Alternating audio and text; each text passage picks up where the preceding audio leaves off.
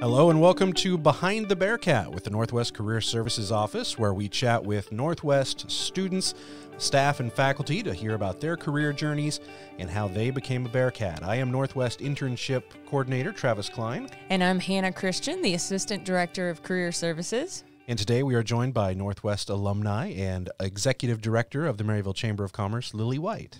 Hi. Welcome, Hi. Lily. I was going to say, your intro, it leaves out alumni. Maybe we should put alumni in there. We should, yes. So Lily is definitely an alumnus, I'm right? an alumnus. Yes, I am. All right, so welcome, Lily. So one of the things that we do here, well, the only thing, really, I just ask questions, but we talk about first job up to, like, what do you do now? So what do you do as the Executive Director of the Chamber of Commerce? That sounds like a really, cool title. tell us what you do. Let us into your secrets. We do a lot. We do everything. And actually, Hannah and Travis are both very involved in some of the things we do. So they get kind of an insight. So the Chamber of Commerce is an organization that is businesses are members of our organization to represent them in government, in business development, in leadership and communications across the community and then to the outside of Maryville. So we represent about 275 different businesses, both here in Maryville and a few that are in the county limits and a few even that reach down to St. Joe and into Kansas City. I guess I didn't really realize that there was that scope included in that. Yeah, actually we have one up into Iowa as well. So and those are businesses outside of our area that are doing business in Maryville with the businesses of our area. And that's normally why they join.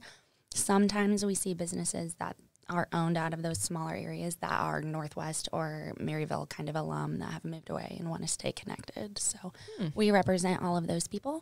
We do major events, government advocacy, marketing, tourism. We kind of touch a little bit into everything. So, and I've done that for 3 years.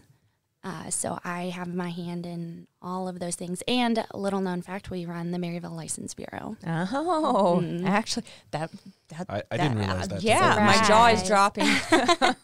Yeah, so we've run the License Bureau since sometime in the 70s, and their staff reports all to us. So we have to have some knowledge on that side as well. So what does a regular day in your life look like as We don't have executive those. director? No one We does. don't We're have finding those. we're Yeah. finding no one has regular days. I guess that's a fictitious thing. A fictitious thing, yeah. No, we don't have those at all. I have had days where I get a phone call and it means that I'm in a different state by the next day. I've had days where I'm in the office all day long. I've had Jeff City days. Today I've actually been on campus twice talking to a class and then now meeting with you guys.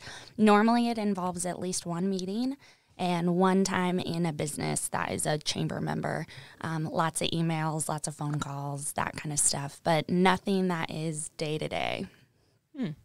So how does a business how do they join the chamber? So we have an application process, but we don't turn down any business. Really, the application is more an information gathering. So they give us some information, and then our chamber does a couple different ways that you can pay to join. So they choose which way they want to pay to join, and then they are a member. So, and every business joins for a different reason. So we have businesses that want to be members because they are brand new to town and they want to learn everything and they want everybody to hear their name. And those are normally our smaller businesses, so they need a little bit more help with marketing communications. We find smaller staffed businesses, marketing takes a back seat as far as time. So being a member of the chamber gives them some kind of justifiable name in the town without them having to try very hard. Our larger businesses want things like Northwest uses it a lot just for community impact. So we're going out and kind of representing them in different ways around the community and charitable kind of things. It gives them a way to be connected with a lot of things happening inside the community without them having to send staff to do it. And then we have other people that join we do healthcare insurance, so you have to be a chamber member to get a specific kind of healthcare. There are some people that join just to be a part of our legislative events. And so it really depends on what that business is looking for. But it really is as simple as an application and your first payment, and then you're a chamber member. How did you find, how did you, usually I start with what was the first job, but I'm reverse chronologically this one. So how did you find this position, or how did this position open up? How did you come to be the executive director? I kind of joke that I fell into it. It was an accident. I really think the position found me.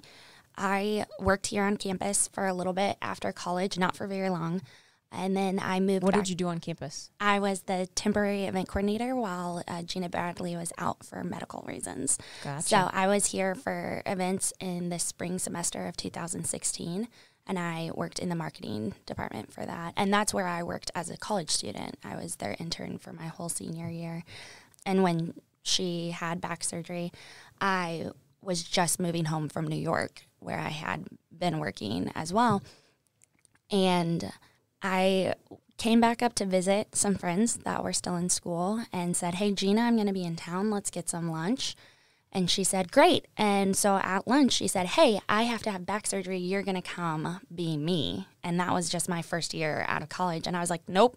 She's been doing that job since the year I was born, pretty much. Like, nope, you do that. You're good at that. Someone that is more of an adult needs to do that. And she's like, nope, I know that you just moved back. You don't have a job lined up. You're coming and you're being me. So she didn't really give me a say. And so I did that for a semester. And the director of marketing, Brandon Stanley, was at the time the chamber's president. Gotcha. And so about a month after I went back to Kansas City from being the event coordinator is when my predecessor stepped down at the chamber. So then you already had the connection who Yeah. knew that position was open. Well, I actually went to a Bearcat alumni event, and because I knew the whole marketing staff. Very important to attend Absolutely. Bearcat alumni Stay events. connected. It was the year that the North Kansas City campus opened up, and they were doing a Bearcat ribbon cutting there. And I was in the middle of a month of, I don't have a job. I don't know what I'm doing. I need to see Gina and see all my people that I just worked with.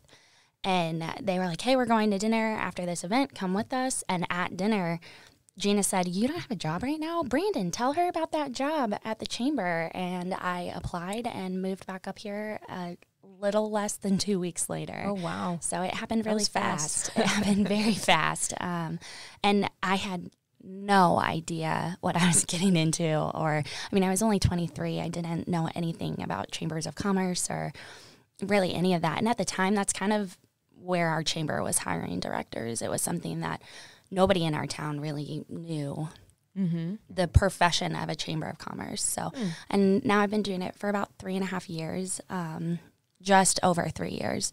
And I am now the longest standing director since the early 2000s. Wow. So we're getting there. We're learning a lot. But it's been a whirlwind for sure. So a couple of questions. Yeah. Maybe the first one, what was your major when you were here? I was a Parks and Rec major. Wow. That's interesting. I wouldn't have guessed that. Yeah, I wanted to do events. I gotcha. And so at the time, it was kind of, you go to Parks and Rec and you work on programming, or you go public relations. And I actually transferred into Parks and Rec from the mass comm department.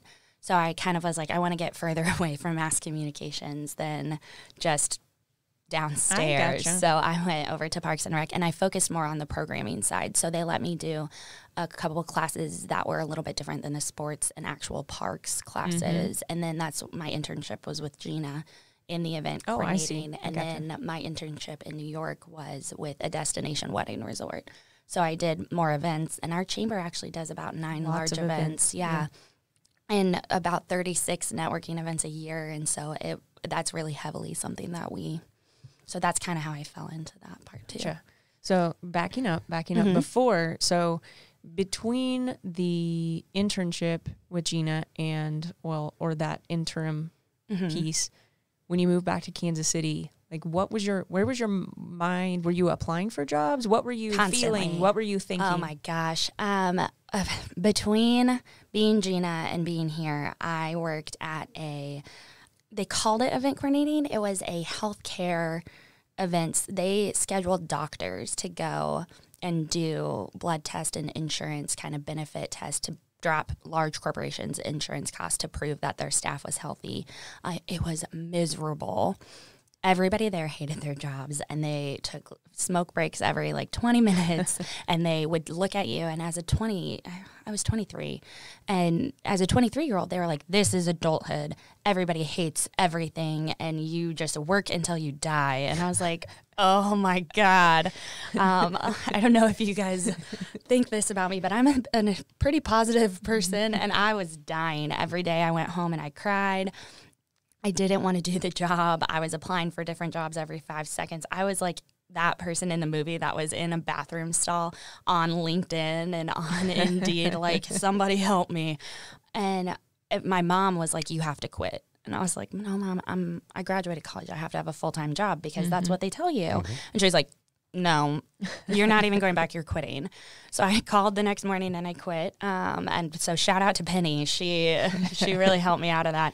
And then I was a breakout room manager for about a month and a half. And that was when the chamber job opened up. And that was super fun. And I got to train a bunch of high school and college kids how to like work these rooms that you're finding hiding places and breaking out of, and it was super cool, and it was a startup, and I was there when they opened their doors, and it was just really fun, and that helped me a lot because I was going through like being really sad. I was really sad working at that other place, and that was really hard. And kind honestly. of a confidence killer, right? Oh my gosh. Like, oh my gosh, adulthood is awful. Yeah. Why would I get a job? And well, and why do I want to wear it? I just worked in the marketing department here, which is this incredibly vibrant department with people that are incredible, that are choosing. I mean, even now working in town, they choose to be around each other. I go to lunch with them. I'm friends with them. And we would have crockpot days. And it was the time when our basketball team was playing at the MIAA tournaments. And so we were having like lunch where we would all bring crockpots and watch the basketball games, and everyone loved their life. So I was like, okay, I know that that's not all the way true, but it's not here. Like, the happiness is not here. I was even there for somebody's birthday at the healthcare place, and it was the saddest birthday cake I've ever seen in my life. But yeah, so it was a really weird time, and thinking that you have to have this career full-time job, it really kind of hurt my confidence. And so when I interviewed up here, I remember I was the director for about a year before. So I report to a board of 9 people. Brandon was my president when they hired me, and then he actually stayed my president for 1 more year. And I remember looking at one of my other directors, and I said, well, I was only hired because of Brandon, right? And she was like, what are you talking about? And I said, yeah, Brandon told you guys that I had already worked for him. And she said, he told us that, but that's all he told us. And I said, are you kidding? And she said, no, he refused to. He didn't even talk for you when we like said we need to hire this girl. And so that really helped, but it did. It killed my confidence there for a little while. So let's work backwards. We're working backwards with the Lily. When you came to college, so let's talk about starting college, finding a college. How did you come to Northwest? So I'm from Kansas City, the very south part of Kansas City. So I grew up, I went to Center High School, which is kind of an urban school. It kind of walks that line, where we're not a dangerous place, but we're also not a suburb that is clean cut and beautiful and everything's perfect. And the home I grew up in, I have 2 siblings. My sister went to a different high school because she chose to go to a private school, and my little brother actually chose to go to a private school, and I chose to go to Center. So our parents really put a lot of decision-making in our own hands, and I played tons of sports and was super involved, and I remember really wanting that feeling in college. And so I always wanted to go to Mizzou. And it was like in Kansas City, that's the big school. Everybody goes to Mizzou or KU, and you pick a side. And then my high school band teacher was a Bearcat alum, and I don't think any of us knew that. And we were one of the first schools. There was no green pause overflowing out of the office. Okay. I don't remember that. And she came in, I want to say she came in my freshman year. So I don't remember pause anywhere. And being from Kansas City, we're from like the part, it takes 2.5 hours to get to the part of Kansas City I'm from. So we didn't have a ton of kids coming up here at the time. And then my junior year, she had totally changed our band set list. We were playing a bunch of songs that we hadn't been playing before. And she said, we're going to go march in the Northwest Homecoming Parade. And my junior year was the first time we'd had some athletes that got full rides to football for Northwest. And so we started to be like, oh, that's a college. Like, never even really heard of it. And we were really proud of those football players. A full ride from center is kind of a big deal. So we came up and we marched in the homecoming parade. And we stayed for the homecoming game, some of us, not the whole school, but some of us stayed, and we heard every single song we had started playing. So we were playing Hey Baby and Shout and like the Empire Strikes Back. We were playing all those songs, and I was like, our band teacher definitely went here, didn't she? And honestly, my band teacher and I had a weird relationship where I don't think we really loved each other, but she wasn't like somebody I hated. But her bringing us up here, I stayed for the football game, and then I went to the volleyball game after because volleyball was the sport I was playing and I was super passionate about. And I left and I was like, Mom, what do you think of Northwest? And my mom is a mule. My mom went to UCM, so she was like, no. But then we came back for a tour that next year, and I had Kelsey Franklin at the time, who is Kelsey Meyer now, and I don't think we walked 5 steps any direction without her being stopped and someone saying, hi, Kelsey, and like being so excited to see her. And I didn't apply to any other college. I just knew right then, like this is where I wanted to be. And I came on 2 tours, and Kelsey was my tour both times, and I jumped in. I didn't apply to Mizzou. I didn't even tour at Mizzou. I was like, yep, Northwest. It felt like home. It did. And then we ended up having about 10 from my graduating class that came up here. Yeah. So picking majors, did you know what you wanted to do when you came here? Did you look around? Were you undecided? I came in as a mass comm, and I wanted to do sports because I had done sports and I had played sports and I love sports. And I always compare myself to the little girl in Remember the Titans. And I still am a big football fan, and Northwest is football. And the basketball team was only okay when I was in college. And I don't want to say when I was in college now, if any of them are listening. But I came in as sports. I did sports for 2 years, which was cool. I got a lot of great experiences. I got to do sideline at the Arrowhead game, and I got a lot of that. But I kind of got jealous of my friends getting to go to the games and getting to go do kind of normal college stuff that I was missing out on. So it just didn't work out for me in that area. I kind of was like, God, the travel and all of that kind of sounds like a lot for me, and I don't think it would be the right fit. And then I went through kind of undecided, but I also kind of switched immediately to wanting to do weddings, which is like a total 180. I'm glad I didn't end up in weddings, but I knew I liked planning things. I had been... By my junior year, I was on the executive board of Sigma Society and Dance Company. So I knew I liked planning, and I liked kind of being in that leadership role. So I went for Parks for wedding coordinating. But I don't think even when I graduated, if you had asked me what I was going to do, ever, I would have said Chamber of Commerce or government-related anything. Oh, my gosh, I hated government in college. That's the second time I've said that today, too.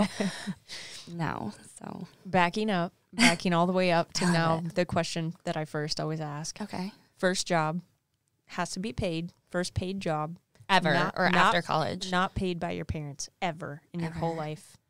An Irish pub in Kansas City called Governor Stumpy's. It is on Gregory and Ornell. Go there. The pistachio pudding cake is everything. I was a hostess. How old were you? I want to say they hired me at 15. Yeah. And I worked there for a little while. Yeah, in a pub. Yeah. It's like a pub restaurant. Yeah. And my family has gone there for years and years, and it had it was like St. Patrick's Day every day. And so I worked there for about a year. And they were really flexible with me being in so many sports and things like that. But yeah, an Irish pub. Gotcha. And I still think about the pistachio pudding cake. Obviously, that made an impression. Oh, my gosh. I love that stuff. Okay. So now Travis, did you? You look like you had a question. I actually did. So someone who hated government in college. Oh, my God. I hated it. You work a lot with government now. I work a ton with it. And So what made that switch? I am stupid passionate about it now. You really like it. So. I love it. Yesterday, my fun fact, I don't know when this is going to air, but yesterday my fun fact of the day was, did you know before yesterday that it takes a year to get out of the Paris Treaty, the climate treaty? I like, know who that knew now, that? but I didn't before yesterday. Yeah. And not before. And so that means that if we complete getting out, which I remain unbiased, if we continue to get out of the treaty, the day that we are capable of getting out will be the day after the 2020 presidential election. Mind blowing. Isn't that interesting knowledge to have? Yeah. So I'm a huge government nerd now. Okay. So I was a Parks and Rec major. I failed government. I don't know if it was because I hated it or if it because of an 8 a.m. class. And to this day, Hannah knows because all of our meetings are in the morning. I'm not a morning person. I hated it. And I was like, dude, all these people are dead. Like, none of this matters anymore. And then I became a Parks major, and everybody thinks that all of the girls that are in Parks and Rec are in Parks and Rec because they watched Parks and Rec. Yeah. And so I got that question a lot. And I was like, what is that TV show? It sounds awful. I hate being asked that question. So I never watched Parks and Rec. So then I got hired on. And for anyone that doesn't totally know, chambers of commerce don't work for the government. I'm not a city employee. I'm not a state employee, because we have to be able to tell them if as a business advocate, something that they're doing doesn't have to fit. be separate from them, right? Yeah, so that if we disagree, we can tell them that without being worried that they're going to fire one of us. And so our chamber wasn't doing that a ton when I first started. And it was something it's really scary to go and tell your elected officials how you feel about bills that they're about to be trying to pass. And so I jumped in very quickly to relationships here locally with our city council, and we have a city councilor on my board, and that really helped going to city council meetings and learning about how much it really does affect everything. And I started to feel very connected with the idea that our city managers are run by the city council. My board, I mean, I can encourage people to go for my board. I can encourage my board towards a specific nominee, but it's not really up to me who my bosses are. And that's a really scary thing sometimes. And so I started to empathize with that with other groups. And so we go to Great Northwest Days at the Capitol, and that is a 19-county region that got together in 2001, I think was the first year.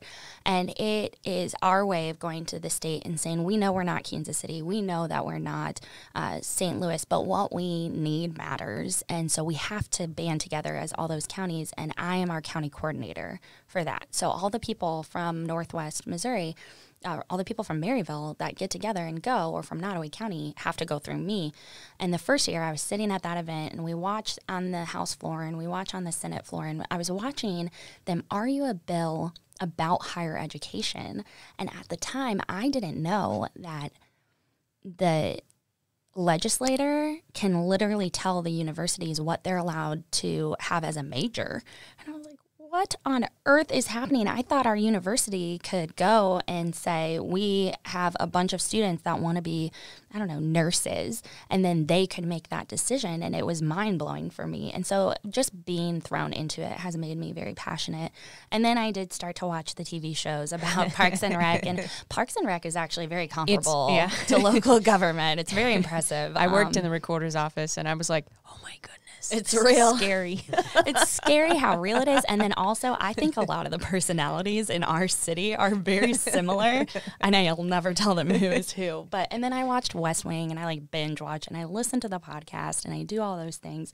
So my job has made me very passionate, but I've also just found a passion in it. And being able to work, we have some of the best elected officials, both locally and on the state level.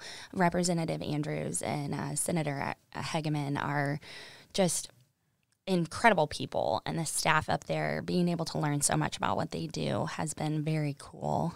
And we can really make a difference. I mean, we've had, since I started, 2 or 3 bills that myself, our economic development director, and even up to our city have been really involved in making happen. And so that's been very rewarding to see, and nerve-wracking. Watching the elections is almost scarier now. But seeing it in action. Seeing it in action is very cool. I think that's important for students to know, that you may not like a subject that you just talk about in theory, but if you have to do it hands-on. In real life, it's not the same. It's not the same. And watching that, I mean, like, watching our people argue on the House floor and on the Senate floor, they are shady. It is like watching people fight on The Bachelor on like reality TV, but with laws. It is, I think it's super entertaining. And now I've gotten to go to DC and watch some of it happen up there. And the process up there, I mean, when you're watching it on TV, you don't realize there's 3 different Capitol buildings because they can't all fit in one. And they're just, it literally is just office. You can just walk down the hall and turn into a representative's office, and it is mind-boggling.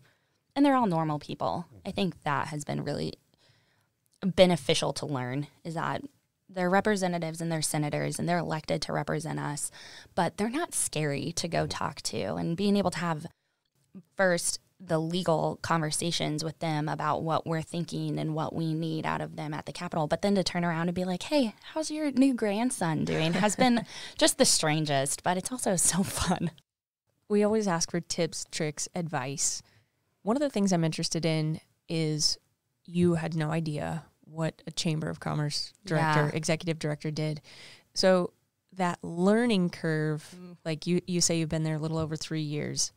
What type of insight or advice can you give to someone who maybe is graduating and going to go, like, what are you going to gain from those first 1 year, 2 years, 3 years of like being in a real full-time job, like versus what you thought it might have been, or your perception of that experience as a student? I would say it is night and day from what you think it's going to be. My first year was really just kind of getting dragged behind a driving, like speeding car and trying to figure out what the heck we were passing.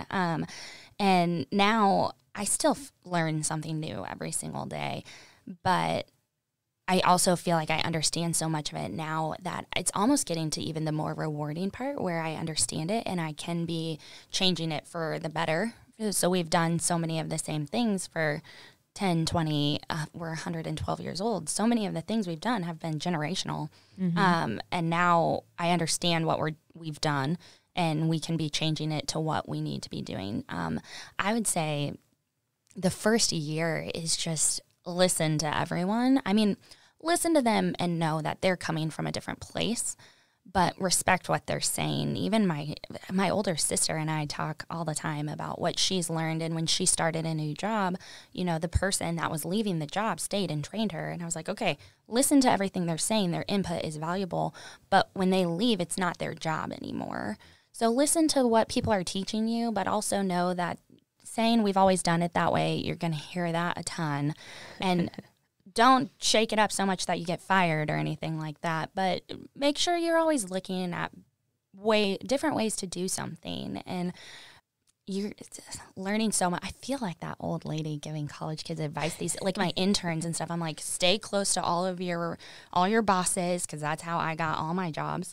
And listen and learn and give your ideas, and speaking power to leadership, or truth to leadership, or whatever that saying is I think so valuable, and everyone is still learning, I assume. I mean, I'm still pretty young. So I'm like, I assume at 45, they're still, we hope they are, figuring it out. Because I always thought you'd graduate college, you'd get a job, and it's like a light switch. You'd be like, I'm an adult now. Nope, that doesn't happen. So I think that's the best tip I have figured out to give. Like, just because you feel like you don't know anything, like half of us are still looking around like we don't know anything, but you just put your head down and work on things and find something you're passionate about. I have so many friends that are working in cubicles at jobs that they're like, that's not even my major. You graduate thinking your life is going to be a certain way, and in the first year, that is gone. So just doing life at your own speed is such a valuable thing, and learning at what you're doing and always being passionate about it. I don't like the idea of sitting in a room and just doing because you think that's what you're supposed to be doing. If you're not passionate about it, leave, because even at 26, life is too short. Don't do that. But I'm weird, so I don't know that people actually listen to that. Okay, I might have one more question. Okay. On Parks and Rec, who are you? I get called Leslie Knope a lot. I don't know, because I think she's so awesome. So I'm like, I'm not Leslie Knope. But here in town, I get called Leslie Knope a lot. Yeah, do. I Yeah. kinda I'm not figured dark you- enough to be April. I'm dry enough humor to be April. I'm dark Not enough. Ron Swanson. I'm not Ron Swanson. No, He was Josh my McKim hero. is Ron Yeah. Swanson. I tell Josh that every day too. He's the only person that I've ever been like, this is who you are. He's Ron Swanson. All right. Well, thank you for Absolutely. coming. Oh my Lily. gosh, we yeah. appreciate it. Thanks for having me. All right. Well, that'll do it for another Behind the Bearcat, and we'll talk to you next time.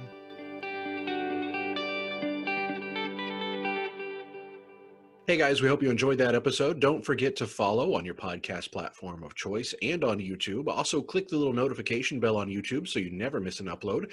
And you can follow us on social media on Twitter, Instagram, and we have a LinkedIn page.